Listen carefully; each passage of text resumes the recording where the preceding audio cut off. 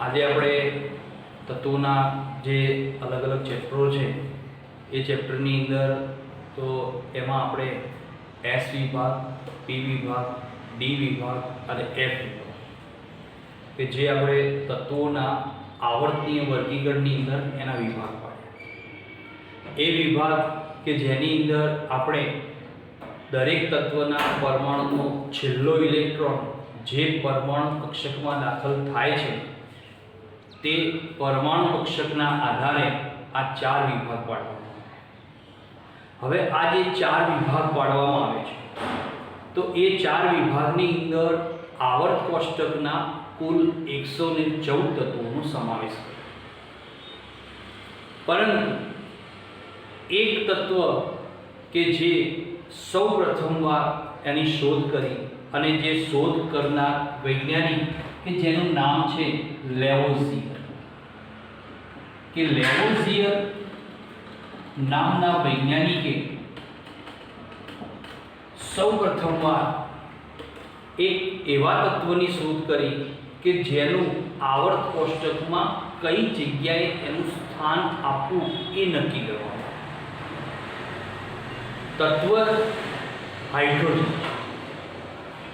Hydrogen તત્વ તો એની શોધની અંદર તો હાઇડ્રોજન આપણે જાણીએ છીએ કે ભાઈ હાઇડ્રોજન તો એની અંદર પરમાણુ ક્રમાંક આપણને 1 મળે છે.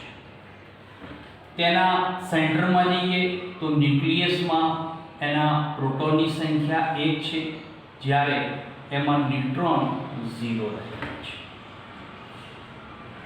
હવે એના આધારે તો આપણે એક વસ્તુ બીજી પણ ભણી ગયા કે કોઈ પણ પરમાણુનો પરમાણુ ભાર એટલે કે પ્રોટોન અને ન્યુટ્રોનનો સરવાળો તો therefore atomic mass of unit એટલે કે 1 છે. તો આનો અર્થ એમ થયો કે ભાઈ હાઇડ્રોજન કે જેના કેન્દ્રમાં એક પ્રોટોન છે, ન્યુટ્રોન 0 છે, પરમાણુ ક્રમાંક 1 છે, સાથે સાથે એના ઇલેક્ટ્રોનની સંખ્યા તો એ પણ 1 છે. હવે આ તત્વ તો એને આવર્ત કોષ્ટકમાં કઈ જગ્યાએ સ્થાન આપે? આવર્ત કોષ્ટકમાં એનું સ્થાન નક્કી કરવા માટે તો એના રાસાયણિક અને ભૌતિક ગુણધર્મોનો ઉપયોગ કરવામાં આવે. હાઇડ્રોજન તત્વ એના રાસાયણિક અને ભૌતિક ગુણધર્મો કે જે ધાતુ અને અધાતુ બંને સ્વરૂપે જોવા મળે છે, જ્યારે ફક્ત રાસાયણિક જે ગુણધર્મો છે એ ગુણધર્મો આપણને અધાતુ તત્વ સ્વરૂપે પ્રાપ્ત થયેલા છે. તો આવું હાઇડ્રોજન તત્વ એનો આપણે આવર્ત કોષ્ટકમાં સ્થાન નક્કી કરવું છે. તો સ્થાન એનું નક્કી કરવા માટે સૌપ્રથમવાર તો સમૂહ 1 ની સાથે એની સરખામણી કરવામાં આવે. તો સમૂહ 1 એટલે કે જેને આપણે આલ્કલી ધાતુ તત્વો તરીકે ઓળખીએ છીએ. હવે આલ્કલી ધાતુ તત્વો સમૂહ 1 માં છે. એ તત્વોની અંદર તો આપણે થોડો અભ્યાસ કરીને આવ્યા છીએ કે જેમાં lithium, sodium, potassium, rubidium, caesium and francium આટલા તત્વો આ સમૂહ 1 ની અંદર જોવા મળે છે. આ સમૂહ 1 ના આવેલા આ જે દરેક તત્વો છે તો એમની સામાન્યતઃ ઇલેક્ટ્રોન સંરચના તો સામાન્યતઃ ઇલેક્ટ્રોન એની સંરચના તો આપણને પ્રાપ્ત થયેલી છે NS1 પ્રમાણે મળે છે. એટલે કે એનો અર્થ એમ થયો કે આ દરેક તત્વોની બાહ્યતમ ભ્રમણ કક્ષા S પરમાણુ કક્ષક આવે છે, એમાં એક જ ઇલેક્ટ્રોન રાખવો પડે છે. તો સામે હાઇડ્રોજન તત્વની વાત કરીએ તો H પરમાણુની ઇલેક્ટ્રોન સંરચનાની વાત કરીએ તો એની પણ ઇલેક્ટ્રોન સંરચના છે 1s1 તરીકે ઓળખાય છે. કારણ કે હાઇડ્રોજન પરમાણુ પાસે એક ઇલેક્ટ્રોન છે, એટલા માટે તેની ઇલેક્ટ્રોન સંરચના 1s1 છે. તો ઇલેક્ટ્રોન રચનાઓ એમની સામાન્યતઃ સરખામણી થઈ એટલે કે એક સમાન જોવા મળે છે. બીજો ગુણધર્મ જોવામાં આવ્યો કે ભાઈ આલ્કલી જે ધાતુ તત્વો છે કે ભાઈ આલ્કલી તત્વો જે પ્રબળ રિડક્શન કરતા તરીકેનો ગુણધર્મ ધરાવે છે. હવે આ ગુણધર્મ આપણે રેડોક્સ પ્રક્રિયાની અંદર ભણીને આવેલા છે કે ભાઈ પ્રબળ રિડક્શન કરતા એટલે કે બીજો અર્થ એમ થાય કે આ એવા તત્વો છે કે સામે કોઈ પણ સંયોજનનું રિડક્શન કરવાની તાકાત ધરાવે છે. એટલે કે બીજા અર્થમાં કોઈ ધાતુ તત્વોના ઓક્સાઇડ હોય, સલ્ફાઇડ હોય વગેરે જે સંયોજનો છે એમાંથી અધાતુ તત્વોને દૂર કરી અને એ શુદ્ધ સ્વરૂપે ધાતુ તત્વોનું નિર્માણ કરવા માટે આ તત્વો એક પ્રબળ રિડક્શન કરતાનો ગુણધર્મ ધરાવે છે. જ્યારે હાઇડ્રોજન પરમાણુની વાત કરીએ કે ભાઈ હાઇડ્રોજન પરમાણુની પાસે પણ પ્રબળ રિડક્શન કરતાનો ગુણધર્મ રહેલો છે. તો જે રીતે આલ્કલી તત્વો એ જ રીતે હાઇડ્રોજન તત્વો પણ પોતે એક પ્રબળ રિડક્શન કરતાનો ગુણધર્મ ધરાવે છે. ત્રીજો ગુણધર્મ જોવામાં આવ્યો કે ભાઈ આલ્કલી જે ધાતુ તત્વો છે કે ભાઈ આલ્કલી ધાતુ તત્વો જે O2 સલ્ફર હેલોજન અને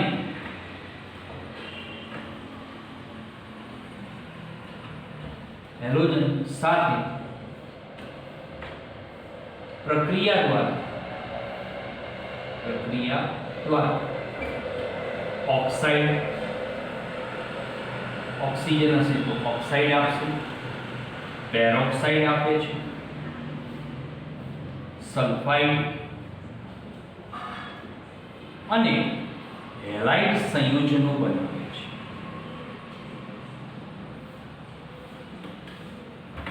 કે ભાઈ આલ્કલી તત્વો ઓક્સિજન સાથે ઓક્સાઇડ, પેરોક્સાઇડ એટલે કે બીજા અર્થમાં વાત કરીએ ઉદાહરણ તરીકે કે ભાઈ સોડિયમ તો સોડિયમનો ઓક્સાઇડ Na2O બરાબર.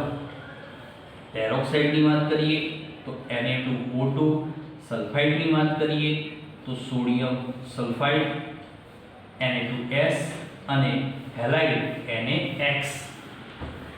એટલે કે દરેક આલ્કલી તત્વ આ પ્રકારના સંયોજનો આવશ્યક છે. જ્યારે હાઇડ્રોજન તત્વ પણ ઓક્સિજન સાથે વધુ માત્રામાં ઓક્સિજન સાથે પેરોક્સાઇડ હાઇડ્રોજન સાથે સલ્ફર સાથે હાઇડ્રોજન સલ્ફાઇડ અને હેલોજન તત્વો સાથે હાઇડ્રોજન હેલાઇડ વર્ગના સંયોજનનું નિર્માણ કરે છે. એટલે કે આનો અર્થ એમ થયો કે આલ્કલી ધાતુ તત્વો જે પ્રમાણે અધાતુ તત્વ ઓક્સિજન, સલ્ફર, હેલોજન સાથે એના વિવિધ પ્રકારના સંયોજનો બનાવે છે તે જ રીતે હાઇડ્રોજન પણ આવા વિવિધ પ્રકારના સંયોજનો બનાવે છે.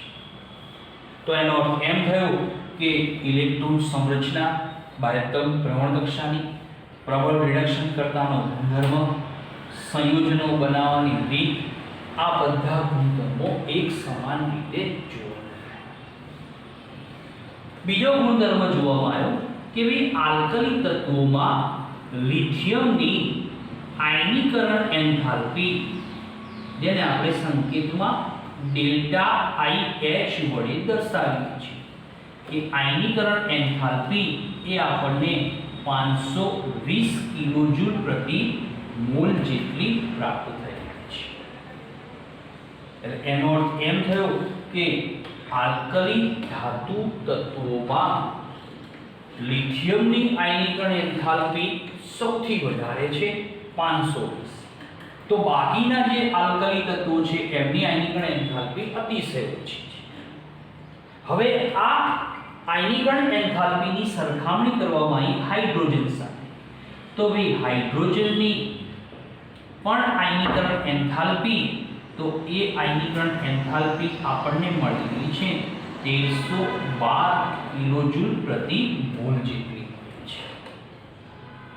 તો એનો અર્થ એમ થયો કે આલ્કલી તત્વોમાં આયનીકરણ એન્થાલ્પીનો ગુણધર્મ હાઇડ્રોજનની સરખામણીમાં અતિશય ઓછી જોવા મળતી છે. એટલે કે એનો જે તફાવત કાઢવામાં આવ્યો કે જે આપણને 700 થી 500 કિલોજૂલ કરતાં પણ વધારે તફાવત મળે છે. તો અહીંયા આયનીકરણ એન્થાલ્પીનો ગુણધર્મ કેવો થાય છે? અસમાન. તો અસમાન થયો એટલે નિયમ પ્રમાણે કે ભાઈ જે તત્વને જે સમૂહમાં મૂકવું છે તો એ જ સમૂહના દરેક તત્વોના રાસાયણિક ભૌતિક ગુણધર્મો સાથે એની સામ્યતા હોવી જોઈએ. તો અહીંયા આ ગુણધર્મ અહીંયા જુદો પડે છે. બીજો ગુણધર્મ ચકાસવામાં આવ્યો કે ભાઈ આલ્કલી જે તત્વો છે કે આલ્કલી તત્વો જે ધાતુ તત્વો છે અને હાઇડ્રોજન તત્વ જે વાયુરૂપી અધાતુ તત્વ છે. તો આ ગુણધર્મ એમની ભૌતિક અવસ્થા પ્રમાણે જુદો પડે છે. તો એનો અર્થ એમ થયો કે ભાઈ હાઇડ્રોજન એના ઘણા ગુણધર્મો હેલોજન્સ આલ્કલી તત્વો સાથે સમાન હોય છે, પરંતુ અહીંયા આ ગુણધર્મો અમુક જુદા પડ્યા. તો એનો અર્થ એમ થયો કે ભાઈ આ સમૂહની અંદર હાઇડ્રોજનનો સમાવેશ થઈ શકશે નહીં. ત્યારબાદ હાઇડ્રોજન માટે બીજું સ્થાન નક્કી કરવામાં આવ્યું કે ભાઈ અહીંયા એમ નક્કી થયું કે ભાઈ H તત્વ એ આપણને મળે છે વાયુરૂપી અધાતુ તત્વ. તો એનો સમાવેશ આપણે સમૂહ 18 જેને આપણે શૂન્ય સમૂહ તરીકે ઓળખીએ છીએ ના તત્વો સાથે સરખામણી કરવામાં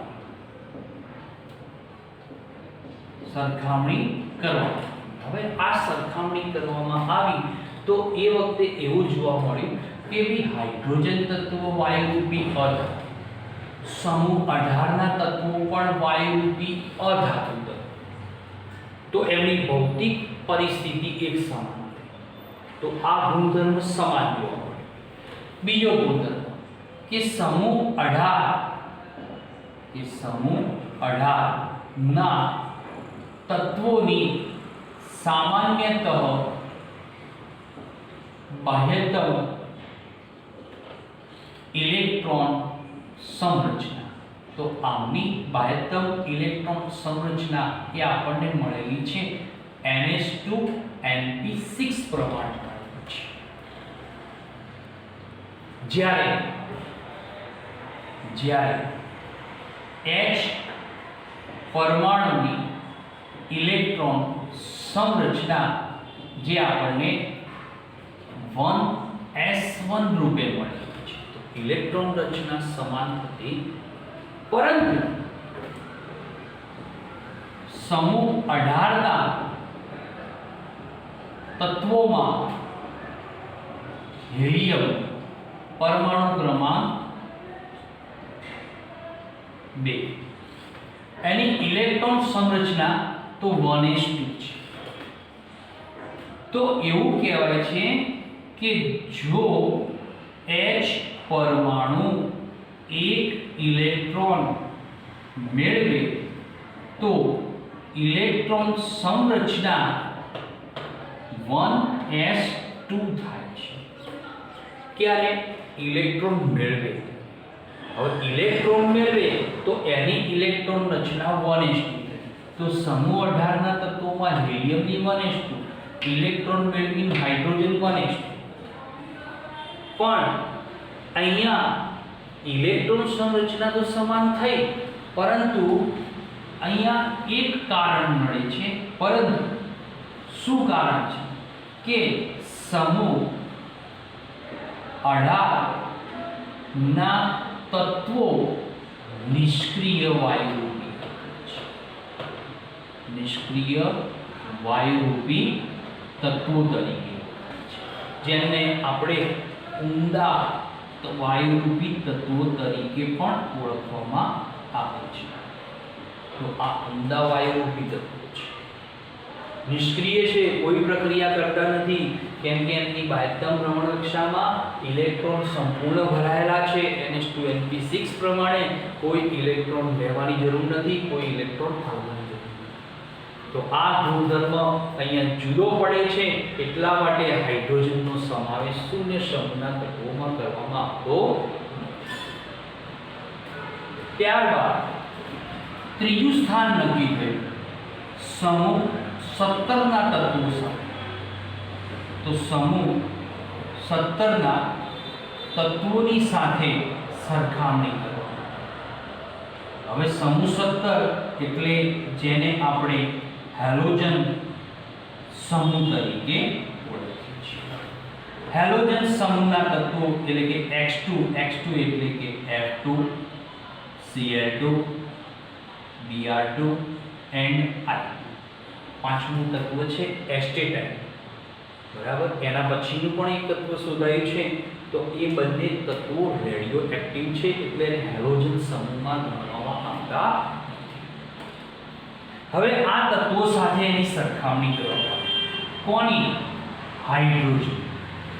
હવે આ સરખામણીમાં આ બધા તત્વો તો ભૌતિક અવસ્થા વાયુરૂપી અર્ધ, હાઇડ્રોજન પણ વાયુરૂપી અધાતુ. બરાબર, સરખામણી સરખી રહી.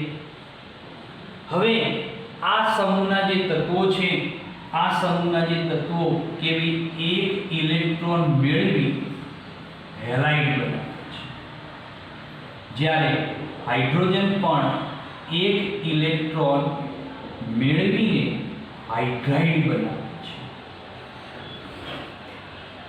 તો આ ગુણધર્મ પણ એક સમાન થયો કે હેલોજન સમૂહના તત્વો એમની બાહ્યતમ ભ્રમણકક્ષામાં એક ઇલેક્ટ્રોન છે. બરાબર, એક ઇલેક્ટ્રોન સરળતાથી મેળવે છે એટલે હેલાઇડ બનાવે છે. તો હાઇડ્રોજન પણ એક ઇલેક્ટ્રોન મેળવીને હાઇડ્રાઇડ સંયુગ્મો બનાવી શકે છે. તો આ ગુણધર્મ એક સમાન. બીજો ગુણધર્મ સમાન જોવા મળ્યો કે ભાઈ ફ્લોરિન F ની ડેલ્ટા IH નક્કી કરવાનો, અને એ IH નું મૂલ્ય છે 1680 કિલોજૂલ પ્રતિ મોલ જેટલી છે. જ્યારે H ની ડેલ્ટા IH જેનું મૂલ્ય છે 1312 કિલોજૂલ પ્રતિ મોલ છે. તો એનો અર્થ એમ થયો કે ફ્લોરિન અને હાઇડ્રોજન બંનેની આયનીકરણ એન્થાલ્પી વચ્ચે બહુ મોટો તફાવત વધારે જોવા મળતો નથી. એટલે કે એમની આયનીકરણ એન્થાલ્પી સમાન છે, એક ઇલેક્ટ્રોન મેળવવાની સમાન એમની ક્ષમતા છે.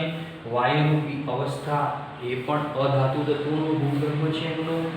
સાથે સાથે બીજો ગુણધર્મ જોવામાં આવ્યો કે ભઈ હેલોજન તત્વો એટલે કે X2 તત્વો જે પ્રબળ ઓક્સિડેશન કરતાનો ગુણધર્મ ધરાવે છે. આ ગુણધર્મ. જ્યારે હાઇડ્રોજન કેવો છે?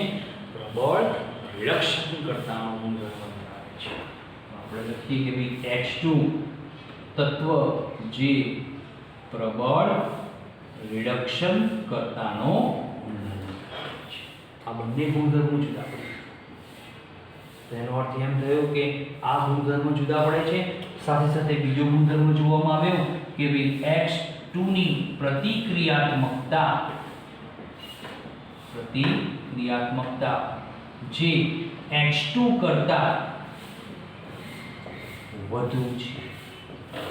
H2 કરતા પ્રતિક્રિયાત્મકતા એટલે કે રાસાયણિક પ્રક્રિયા કરવાની તાકાત.